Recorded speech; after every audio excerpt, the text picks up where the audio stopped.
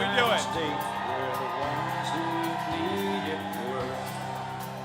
Let the rest of the world help us for change, and let's rebuild America. Hello, Michigan. Well, it is great to be in the great state of Michigan once again. It is great to be at an incredible manufacturing firm, Visioneering, and it is great to be in the state that I think is going to be pivotal to giving us 270 electoral votes and making Donald Trump the next president of the United States.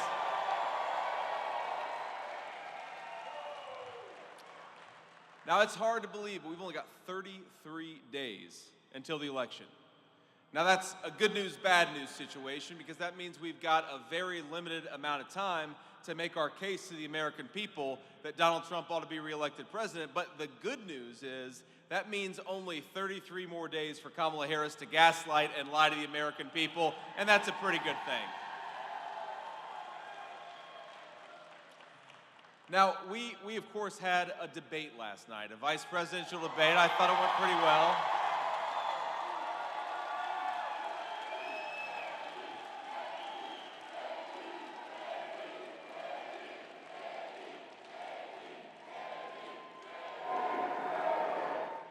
Now, it's funny because, we did this debate, and then I talked to the president afterwards, and we talked a little bit about, what actually happened, and, some of the points that I made, some of the points that Governor Walz made, and he made this observation. He said that Tim Walz said that he was friends with school shooters twice. And that's something I actually didn't notice that Tim Walz had said that on the debate stage. And I said, did he really say that, sir? And he said, I'm telling you, man, go and watch the clips. He said he was friends with school shooters twice. And I said that was probably only the third or fourth dumbest comment Tim Walz made that night then. Because look, I got to be honest, I feel a little bad for Governor Walz. And the reason I feel bad for him is because he has to defend the indefensible, and that is the record of Kamala Harris.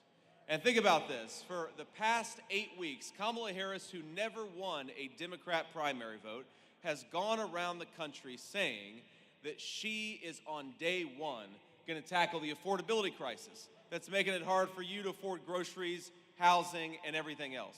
She says on day one, we're going to make energy prices lower for American consumers. And on day one, she says, we're going to tackle the instability and conflict all over the world.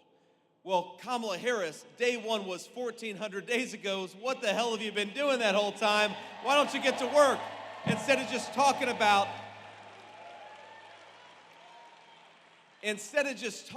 what you're going to do? Why don't you actually do it? Here's the thing. I'm running to be your next vice president of the United States, and I'm incredibly honored to stand here and ask you for your vote and ask you for your hard work. But if we win, and I believe that we are going to win in 33 days, my friends, I feel very confident about it.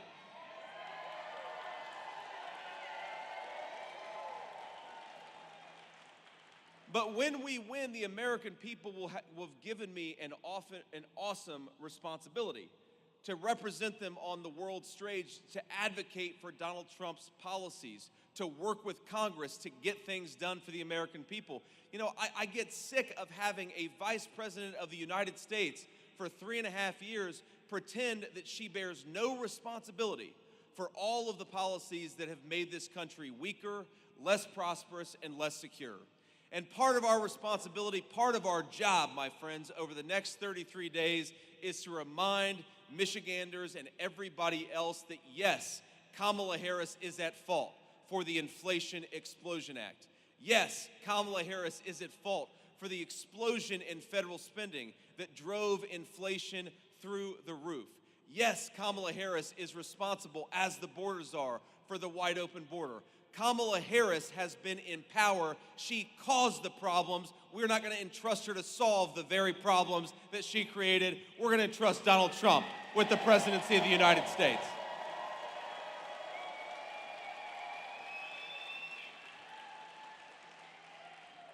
Now let's talk a little bit about manufacturing, because I know we've got a lot of employees and a lot of family members who work with Visioneering, a great American aerospace company. We believe, Donald Trump and I believe, that one of the biggest mistakes our leaders made is that they decided over 40 years that we didn't need to make our own stuff anymore. And this company stands as a proud and stark contrast to that, because right here in Visioneering, you've got 350 American workers that are making great American products. We're proud of you, we're gonna fight for you, and we're gonna build on that great track record.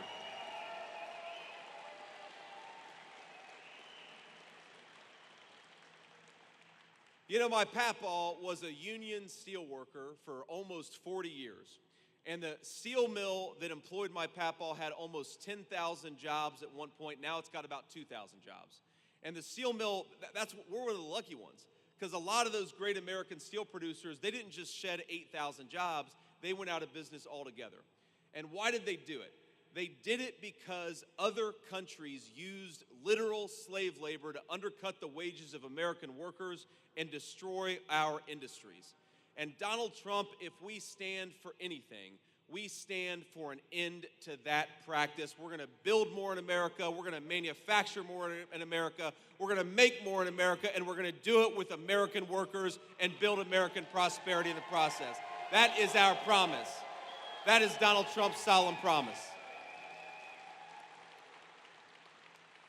Now, here's the thing, of course, Visioneering is a great aerospace company.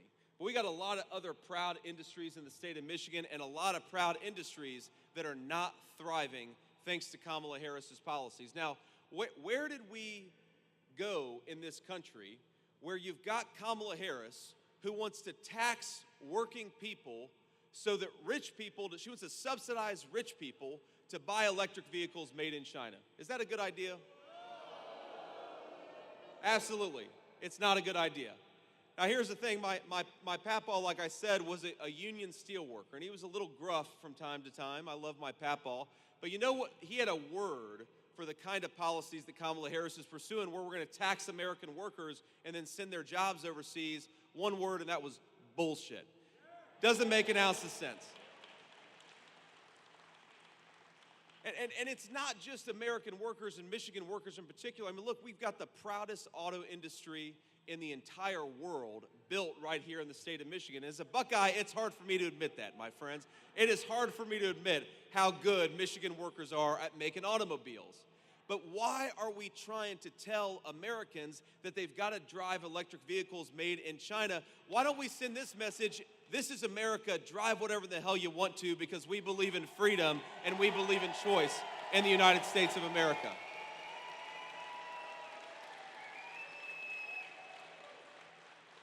And look, if we pursue those policies that say, yeah, if you want to drive an electric vehicle, by all means, drive an electric vehicle. But if you want to drive a Michigan-built, gas-powered car, that is your right, and we're going to support your choice to do whatever you want to do, and we're going to build prosperity for Michigan workers in the process. But thanks to Kamala Harris's policies, this is a person who loves to pretend that she stands for American workers. Well, nobody stood as strongly and as proudly for American workers than Donald J. Trump. He did it for 4 years, and he's going to do it again.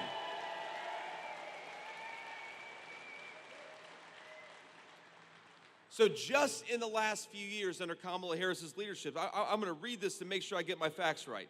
Stellantis announced that it was going to lay off 2,500 Michigan auto workers who make the Ram 1500 Classic. What a disgrace that is. A great American automobile, and those jobs are going to get destroyed and either replaced with factory jobs in Mexico or completely eliminated altogether, because Kamala Harris doesn't want to empower Americans to buy Michigan-made automobiles.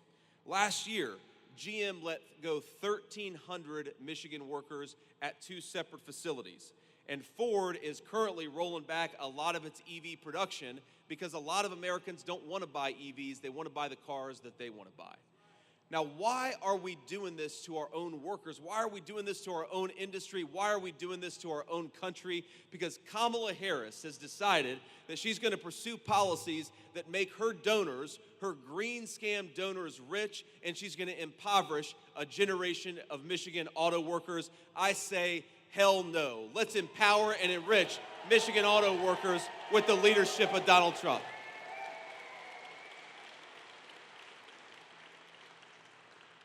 Now, look, this is not just about, 2,500 jobs, my friends. That's not just a number. Think about that. That is 2,500 American families that have a family supporting wage, and that disappears thanks to Kamala Harris's policies. That's 2,500 moms and dads. They're going to have financial stress they didn't have before because of Kamala Harris's policies. That's 2,500 families. They're going to be worried about putting food on the table or paying heating bills, because we all know it gets pretty cold up here in the middle of a Michigan winter. That is 2,500 families made to suffer, not because of an act of God, not because of something that happened accidentally, but because our own leadership failed to do its job. And if this election is about anything, it is about getting back to some common sense economic principles that put American citizens, American workers, and American consumers first, and that's exactly what we're going to do. Every single day, that's why we exist, is to serve you, not to destroy your jobs like Kamala Harris. Now, of course, remember, the promise that was made, and Tim Walz made this argument last night, and one of these things that really, really annoyed the hell out of me is he said, well, look, here's this economist who says that Donald Trump's plans are going to lead to higher inflation. Well, first of all, Tim, Donald Trump was already president for 4 years. We got rising take-home pay and lower inflation, so I don't think those economists know what the hell they're talking about. But even if you ignore the evidence of what Donald Trump did in office, look, what these economists are saying is that if we ship our entire industrial base off to countries like China, it's going to make American workers richer somehow. It's going to make our goods cheaper somehow. Well, we've been living through the inflation of the last 3.5 years, and we know that when we make our country less self-reliant, when we pursue the policies that Kamala Harris says that we ought to pursue, it makes Americans poorer. It drives up the cost of food and of housing. It makes our country less prosperous, and it makes our nation more dependent on people who don't like us to make the critical stuff that we need. We got to get rid of that. Stop listening to the economists and start listening to common sense in this country.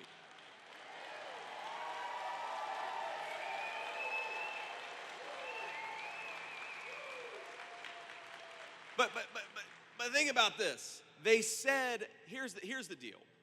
Tim Walz has the audacity, and Kamala Harris has the audacity to say that, well, if Donald Trump's policies are enacted, that's going to lead to higher prices for American consumers. Tim, we already ran this experiment once. Donald Trump's economic policies worked for American families. They worked for American consumers. But here's the thing. Think about this. If a Chinese company wants to hire a literal slave laborer making $4 a day, and they want to import the goods made by that slave laborer, then it's going to make Americans poor. Because, of course, we shouldn't expect American middle-class workers to work for a slave wage in China. We ought to expect our middle-class workers to be able to support a family on those wages, and that's what we're going to fight for every single day. So here's what you got to do. To prevent those companies and those countries from undercutting the wages of American workers, you got to be willing to impose tariffs. Fight back against the theft of the American middle class. Penalize those companies that are shipping jobs overseas and give a tax cut to American workers. That's how you build prosperity for this country, and that's what we're going to fight for.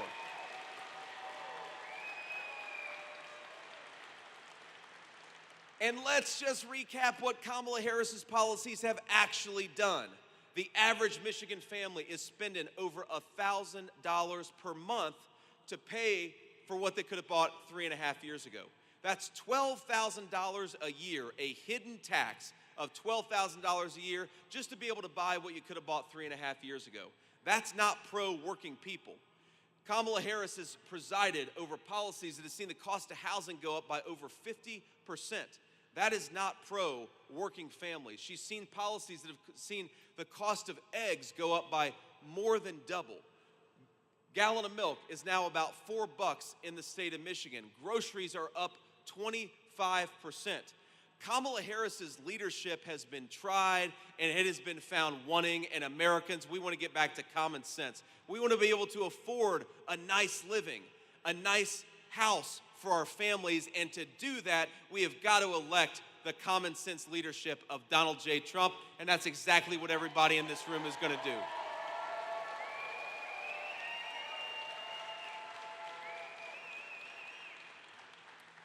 Now I want to talk about just something else that, credit card delinquencies are about 9% right now.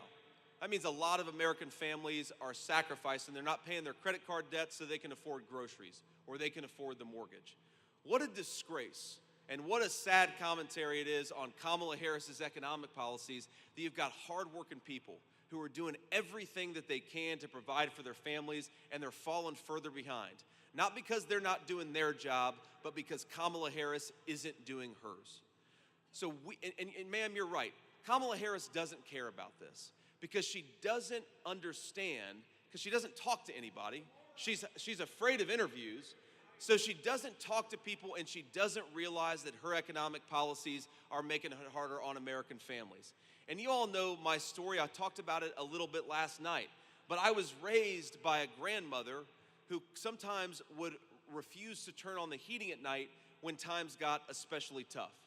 I was raised by a woman who would sometimes forego paying for her own medicines so that she could put food on the table in our family.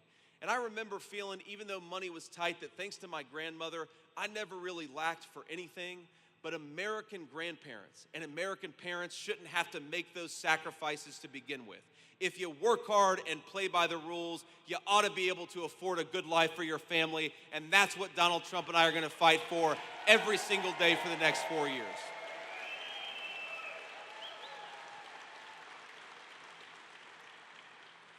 And I want to talk about one more issue. We're going to, of course, take a few questions from the reporters, but I want to talk about one more issue. Because the American media, and especially Kamala Harris and Tim Walz, they don't want to talk about how this illegal immigration crisis is a theft of the American dream from American citizens. And we see this in small communities. We see this in big cities all over our country. When you let in 25 million people, you know what that does? That stresses municipal budgets. So a lot of cities and towns can't afford to provide for their own citizens because they're focused on providing for people who shouldn't be here. You know, hospital wait times, because illegal aliens use hospital emergency rooms primarily. So hospital wait times have gone up in the state of Michigan. They're close to 3 hours for American citizens who want to go into the hospital and see a doctor. We've got so many problems. Housing. You know, when you let in 25 million illegal aliens and they compete with Americans for scarce homes, that drives up the cost of housing, and that is a major cost of the housing crisis. I had the debate moderator attempt to fact check me last night. She said, "What's your evidence that illegal immigration promotes and increases housing cost increase?" And I said, well, first of all, common sense. When you let in millions of people who shouldn't be here, you gotta house them somewhere, and those are houses that ought by right go to American citizens. Donald Trump and I are gonna fight for that every single day. American homes for American people.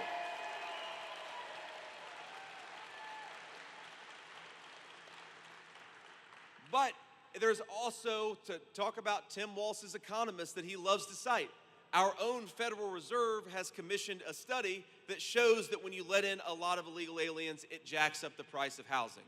So how about this simple principle? Kamala Harris wants to give amnesty to millions of illegal aliens. She does. She wants to bankrupt Medicare by giving Medicare to illegal aliens. Do we want that? She wants to bankrupt Social Security by giving Social Security to illegal aliens. Do we want that? Here's the Donald Trump plan, and here's the Donald Trump message to illegal aliens in this country. In 6 months, pack your bags because you're going home. That's what we're going to do.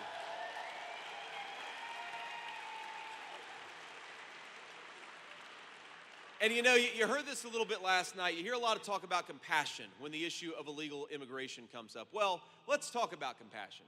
Because I'm the father of 3 beautiful young kids. I don't think that it's compassionate to empower the Mexican drug cartels to engage in sex trafficking along our southern border. That's not compassionate. I don't believe that it's compassionate to flood American cities and towns with fentanyl that is killing our citizens by the tens of thousands. I don't believe that it is compassionate to allow our southern border to become a drug trafficking and business zone for some of the most evil and terrible people in the world. You know what's compassionate? Closing that border down and putting the interests of American citizens first, and that is what we're going to do.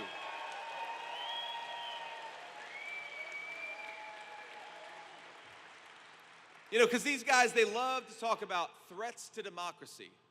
Well, as Donald Trump will often remind you, he took a bullet for democracy. So I don't think that any person can accuse the guy of doing anything other than fighting every single day to make this country more prosperous and to make the world more peaceful. But when the media talks about threats to democracy, you know what a threat to democracy is? When you have Kamala Harris running for president despite not earning a single vote from Democratic primary voters. That's a threat to democracy. You know what else is a threat to democracy? When big tech firms and major American companies and big government censors American citizens and deprives them of their voice in the town square. That's a way bigger threat to democracy than anything else going on, and we're going to stop it right away. Because look, I genuinely think this is one very big difference between Kamala Harris and Donald Trump. Look, I disagree, of course, with Kamala Harris. I disagree with Governor Walz. I disagree with a lot of the folks who support him, but I would die fighting to defend their right to speak their mind, even if I disagree with it. And I think every single person in this room believes that because we believe in free speech.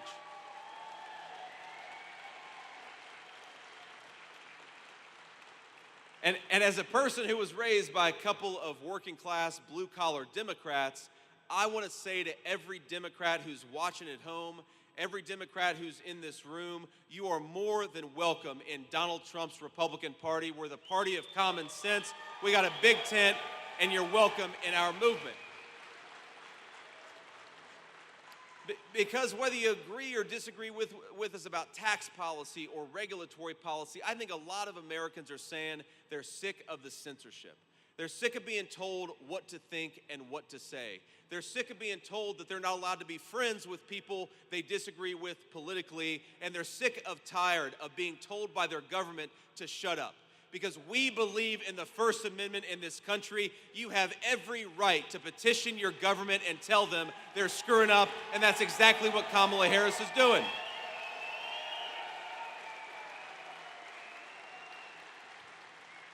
And that's why Bobby Kennedy endorsed Donald Trump. That's why Tulsi Gabbard endorsed Donald Trump, because we believe in persuading our fellow Americans and not silencing them. And that is a big difference between Donald Trump and Kamala Harris. You hear these people talk, and Governor Walz mentioned this yesterday.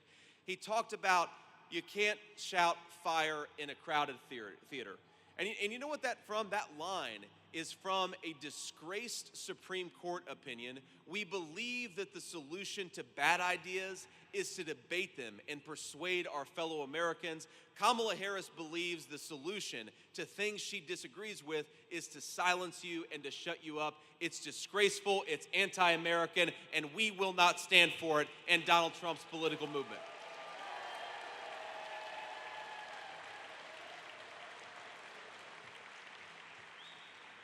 So I want to close before I take some questions from the media, and I just want to remind you that we got to look through Kamala Harris's lies. She talks about all these great plans that she has. And look, some of them she straight up copied from Donald Trump. So some of them I'm like, Kamala Harris, that doesn't sound that bad. You went on DonaldJTrump.com and copied and pasted it. She's going to put on a red MAGA hat, next thing you know. But look, if you've got all these great ideas, Kamala Harris, I've got a message. Why don't you try them right now? Because you're the sitting vice president and you haven't done a damn thing for American workers or the American people.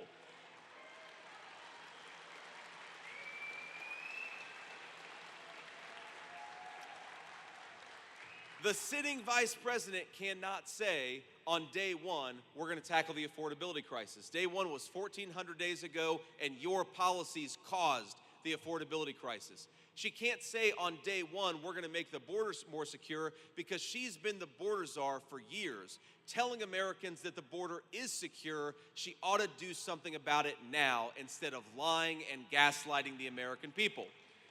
She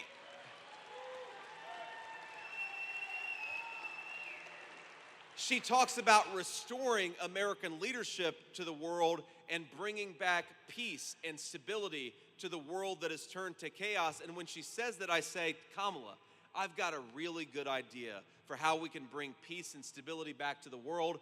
Vote for Donald J. Trump and bring him back to the Oval Office.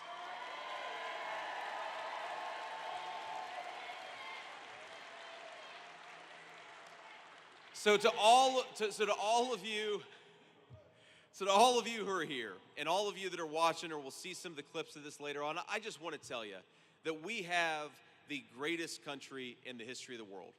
We've got the, I mean, flying in here, and trust me, as a Buckeye, it is hard to admit it, you have got one of the most beautiful states in the entire United States of America, especially this time of year. I love being in Michigan. We've got the best natural resources, the best people, the best workers, the best history anywhere in the world. And I know a lot of people feel like the American dream is out of reach. I know a lot of people feel like it's gotten way too expensive to afford food and energy. It's gotten way too expensive to pay the rent. And I just want to tell you, please do not give up on this country. Because as broken as the leadership of this nation is, it's going to change in 33 days, but only if we get out there and work for it.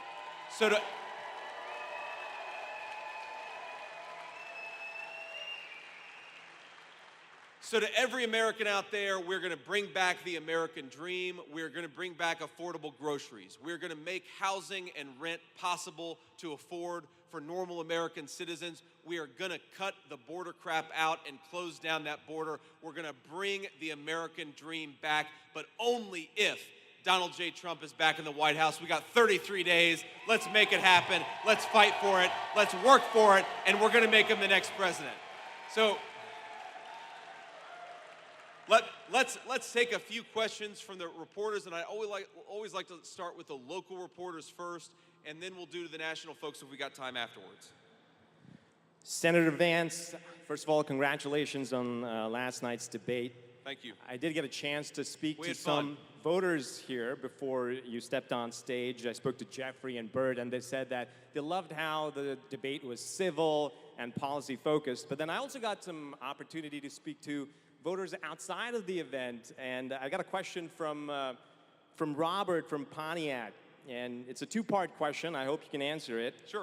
So the first part is, with issues where Americans are divided, if elected as the next vice president, how will you bring folks together, especially from the other party?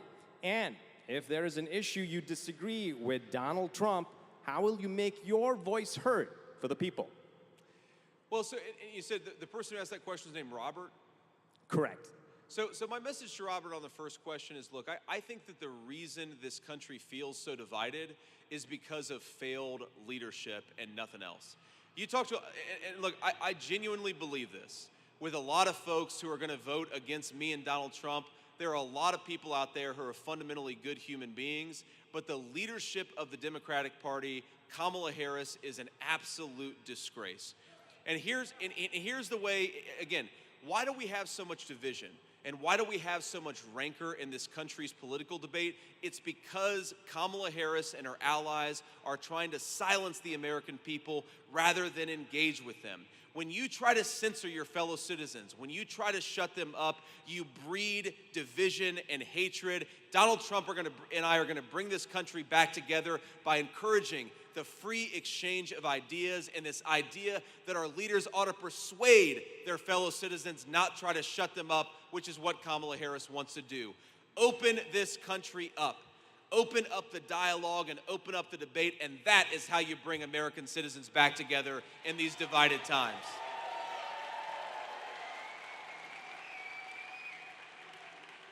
But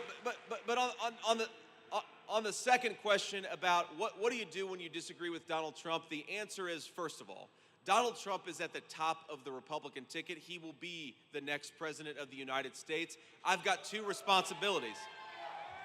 The first is to support the president in enacting an agenda that I believe is going to lead to rising take-home pay and lower inflation for American citizens. That's number one. But of course, if I disagree with the president, it is my responsibility to talk to him about it and to offer honest counsel in private. And one of the things that I love about Donald Trump is that he takes advice and feedback from everybody. As much as, you know, it's funny, when the president, the only conversation that he and I ever had about whether I might become his vice presidential nominee was the Saturday before the convention. If you remember, that was the Saturday where he was shot in Bucks County, Pennsylvania. I saw him that morning in Florida. We ended our conversation. He hopped in a plane and flew to Pennsylvania, where, of course, an assassin nearly took his life. And you know what the president told me? He said that he talked to everybody about who his vice presidential nominee should be. And I think that's one of the great things is he's willing to take feedback. Of course, he makes the final decision, but he's willing to take inputs from everybody. And he even said that he was talking to the Mar-a-Lago gardener about who the vice presidential nominee should be. And I said, well, sir, what the hell did the Mar-a-Lago gardener say? Because this affects my life. I'm very curious what these people you're talking to are saying about this very important decision. But I think that it's one of the great things about his leadership style is he is in charge, he is in command, but he makes decisions after getting as much information as possible, and that's how the country should be led.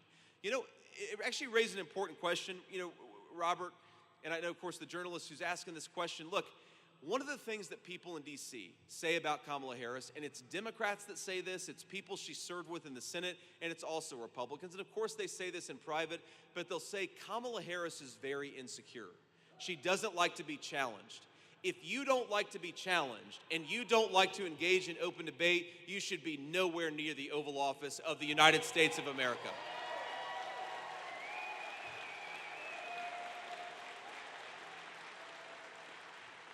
Next question. Thank you. Charlie Langton from Fox News, WWJ here. Hey, Charlie.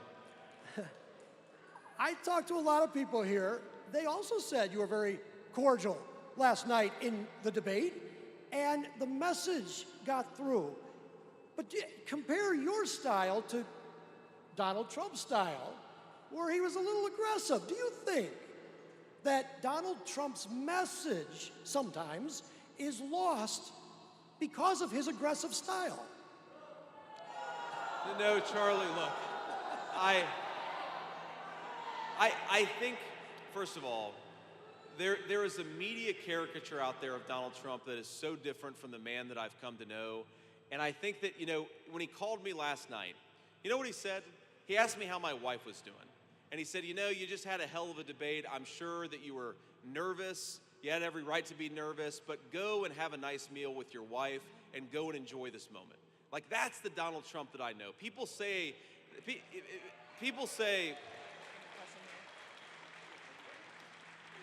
now look, the other thing I love about Donald Trump, and I think it's true of all of us, we can be so devoted to and so grateful to this country and its incredible opportunities, but then also be kind of pissed off that the leadership is failing this great nation. There's no there's no tension in saying on the one hand, we've got the greatest country in the world, and on the other hand, Kamala Harris is doing everything she can to screw it up.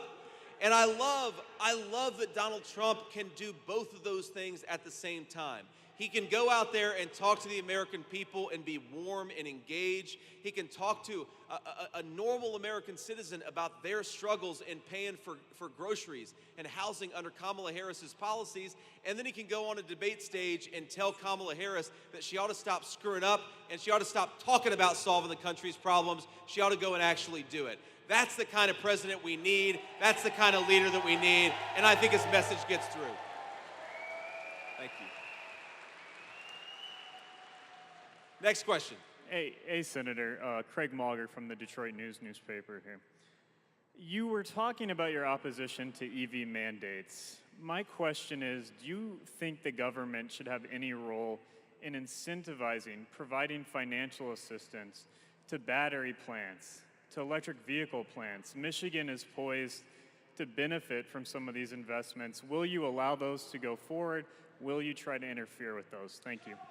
Well, look, I think there's certainly a role, and I believe this, I know Donald Trump believes this, in encouraging innovation, but there's a difference between promoting innovation and sending hundreds of billions of dollars to favored industries that make their products in China. These are two very, very different things. And here's the problem with a lot of these EV mandates is that this money was supposed to go to American workers, but Kamala Harris's IRS found every way possible to allow that EV subsidy to go to manufacturers in China and not in the United States of America. And here's the other problem with it. it's not just auto jobs that we're worried about here. Think about all the people who make carburetors. Think about all the people who make transmissions. There's an entire supply chain in the auto industry that China dominates when it comes to EVs and America dominates when it comes to gas-powered cars. So before we go and subsidize the EV industry, let's open up the American supply chain for that industry so that American workers and American consumers benefit. All of the minerals, all of the rare earth materials, a lot of the battery technology, a lot of the supply chain for these electric vehicles is made in China. And with the one hand, Kamala Harris wants to make it harder to build that supply chain in the United States of America, and with the other hand, she wants to send money to an industry that's built in China. It's disgraceful, and we gotta stop doing it. Invest in American workers, not in Chinese workers and Chinese firms.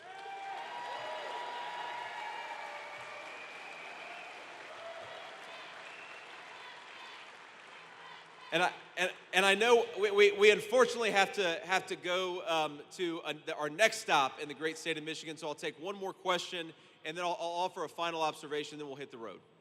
Hi, Senator. Will Jones from Local 4. Hey, Will. I spoke with some elected officials or election officials last week about their concern about people who are trying to undermine our elections. Why didn't you answer the question last night during the debate about who won the 2020 presidential election? Well, look, here's the simple reason. The media is obsessed with talking about the election of 4 years ago. I'm focused on the election of 33 days from now because I want to throw Kamala Harris out of office and get back to common sense economic policies.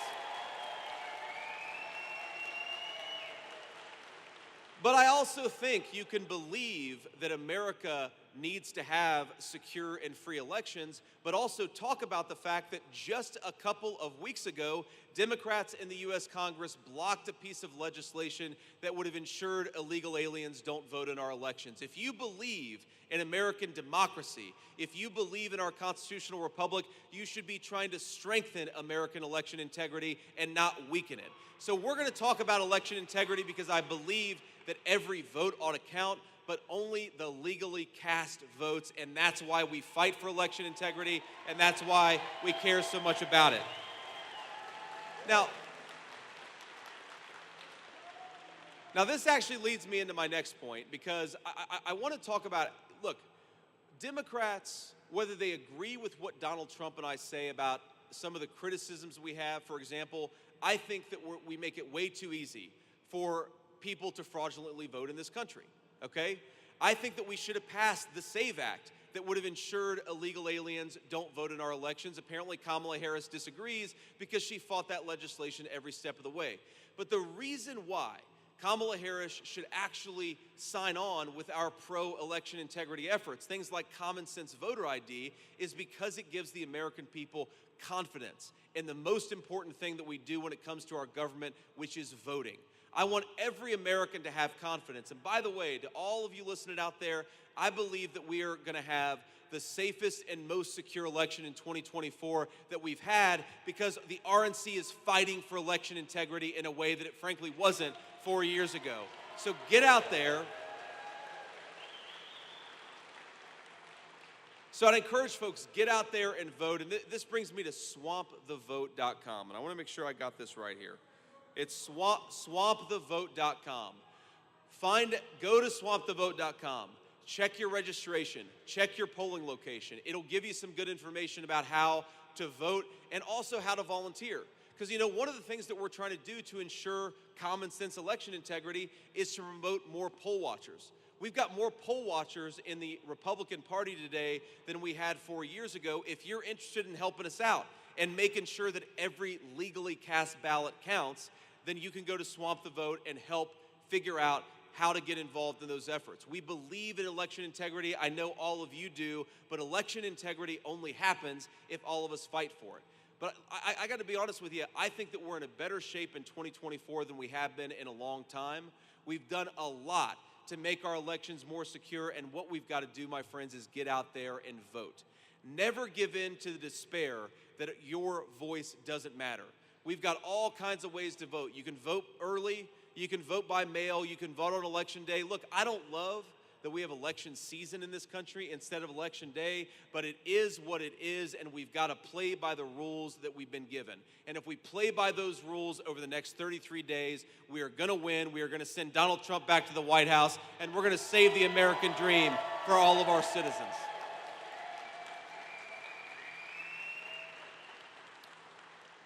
But let me say one final thing here. And I want to point out a couple of people that I didn't mention at the top, but first of all, you guys have got a great Republican chair in the state of Michigan, Pete Hoekstra. Pete, please wave and say hello.